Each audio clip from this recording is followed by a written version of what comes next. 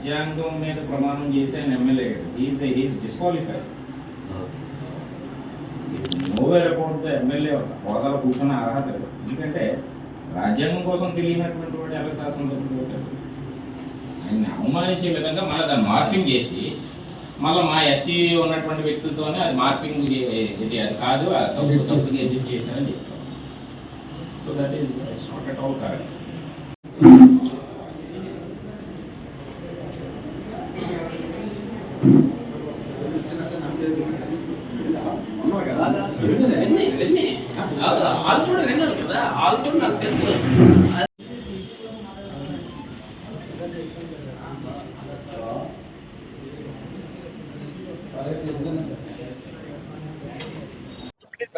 మొన్న 24వ తారీఖు ఫిబ్రవరి నెల నర్సీపట్నం నియోజకవర్గంలో కొత్త వీధి రోడ్లో బాబాసాహెబ్ అంబేద్కర్ గారు, రాజ్యాంగ నిర్మాత అంబేద్కర్ గారి విగ్రహ ఆవిష్కరణ జరిగింది.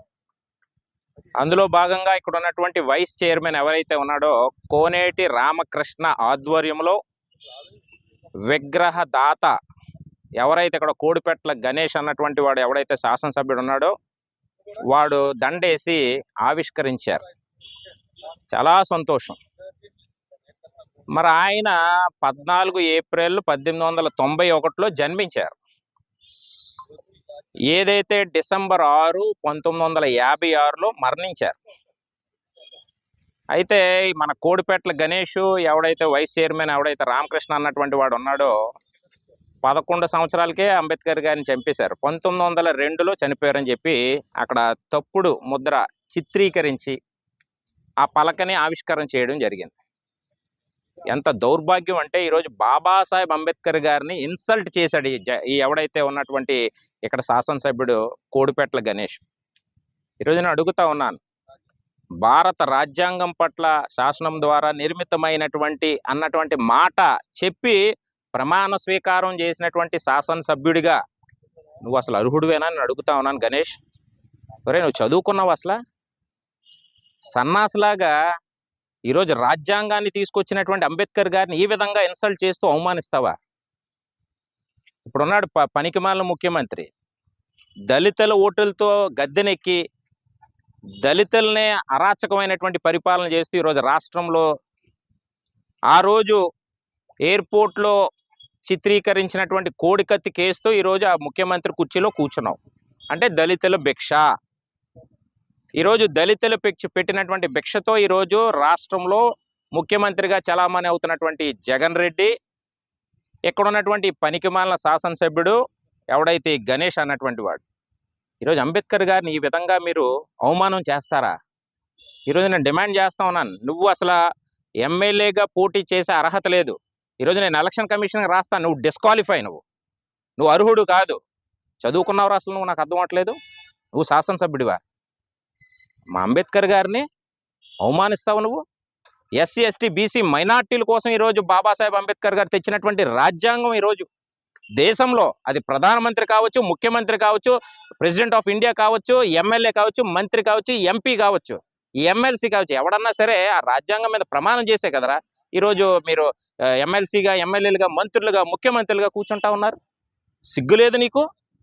అంటే నర్సీపట్నంలో దళితులంతా కూడా మీకు ఏమన్నా ఇది అనుకుంటా ఉన్నారా? అంటే అవగాహన లేనటువంటి వాళ్ళు అనుకుంటా ఉన్నారా? ఈరోజు నేను కంప్లైంట్ ఇవ్వడం జరిగింది ఇక్కడ సిఐ గారికి. నర్సీపట్నం స్టేషన్కి ఇప్పుడు రావడం జరిగింది. మా దళిత నాయకులందరితో, మా లోకల్ నాయకుడు, మా సీనియర్ నాయకుడు నేతల నాగేశ్వరరావు గారు అందరం ఈరోజు రావడం జరిగింది. కంప్లైంట్ ఇచ్చాం, ఇమీడియట్గా యాక్షన్ తీసుకోమన్నాం. ఎస్సీ ఎస్టీ కమిషన్కి లెటర్ ఫార్వర్డ్ చేశాను, ఆంధ్రప్రదేశ్ డీజీపీకి ఫార్వర్డ్ చేశాను, ఇక్కడ ఉన్నటువంటి నర్సీపట్నం ఇక్కడ అనకాపల్లి జిల్లా ఎస్పీ గారికి కూడా లెటర్ ఫార్వర్డ్ చేశాం. దాని మీద మాకు జస్టిస్ కావాలి. ఇమీడియట్గా ఎస్సీ ఎస్టీ కేసు బనాయించి ఎవడైతే కోనేటి రామకృష్ణ అన్నటువంటి వాడు, ఇక్కడ ఉన్నటువంటి శాసనసభ్యుడు ఎవరైతే కోడిపెట్ల గణేష్ ఇద్దరి మీద ఎస్సీ ఎస్టీ ఫైల్ చేయాలి కేసు. ఏంటిది ఇది? నీ అబ్బ జాగీర్ అనుకుంటా ఉన్న రాష్ట్రం జగన్మోహన్ రెడ్డి జాగీరా? నీ నర్సీపట్నం నీ జాగీరా? అంటే దళితులను అవమానిస్తారా మీరు? నాకు అర్థం అవ్వట్లేదు. అడిగినోడు ఎవడో లేడు అనుకుంటున్నారా? అసలు నువ్వు ఎంత చదువుకున్నావు నేను అడుగుతా ఉన్నాను గణేష్. చదువు వచ్చా? చదువు సోమ వచ్చా నీకు? అసలు బాబాసాహెబ్ అంబేద్కర్ గారిని అవమానిస్తారా మీరు? ఈరోజు ఎవరైతే ఉన్నటువంటి చైర్మన్ సుబ్బలక్ష్మి దళిత మహిళ, ఆమెని డమ్మీ చేసేసి ఎవడైతే కోనేటి రామకృష్ణ అన్నటువంటి వాడు వీడు చలామణి అవుతా ఉన్నాడు చైర్మన్గా. ఇదా మీరు చేస్తున్నటువంటి పనులు? అంటే దళితులను ఈ విధంగా అవమానం చేస్తారా?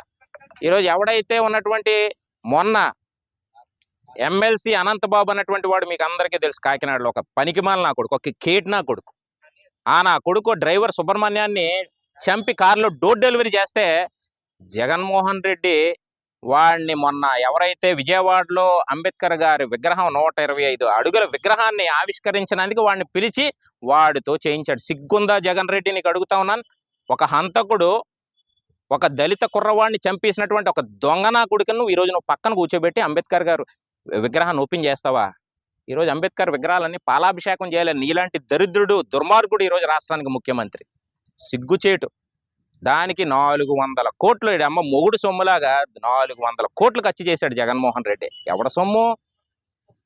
నీ జోబులో సొమ్ము కానీ ఇచ్చావా?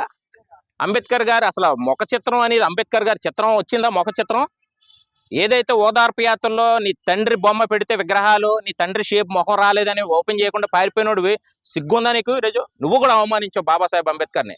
రేపు రాష్ట్రంలో 1 కోటి జనాభా ఉన్నారు.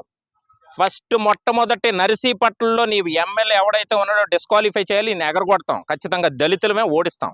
ఇది గుర్తుపెట్టుకో.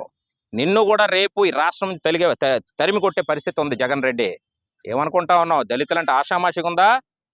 కబడ్దార్, చిత్తుగా నిన్ను ఓడించే పరిస్థితి ఉంది రేపు రాష్ట్రంలో. నేను చెప్తా ఉన్నాను, గణేష్ ఎవడైతే రామకృష్ణ, నర్సీపట్నంలో మీరు ప్రెస్ మీట్ పెట్టి దళితులకు క్షమాపణ చెప్పాలి. చెప్పకపోతే మాత్రం దాని పరిణామాలు ఎలాగుంటాయి చూపిస్తాం రేపు మీకు. ఇమీడియట్గా దళిత జాతికి మాది తప్పు, ఎస్ నేను చేతకానోడిని, నేను సవటానా కొడుకుని కాబట్టి నాకు తెలియదు, నేను చదువుకోలేదు, అందుకే ఈ విధమైన తప్పు జరిగింది అని దళితులకి క్షమాపణ కానీ చెప్పకపోతే మీ సంగతి తేలుస్తాం. సిఏ గారికి కూడా ఇప్పుడే చెప్పాం, we need justice, we have to take an immediate action about this 2 fellows. లేదంటే మాత్రం దాని పరిణామాలు చాలా తీవ్రంగా ఉంటాయని డిమాండ్ చేస్తా ఉన్నాను.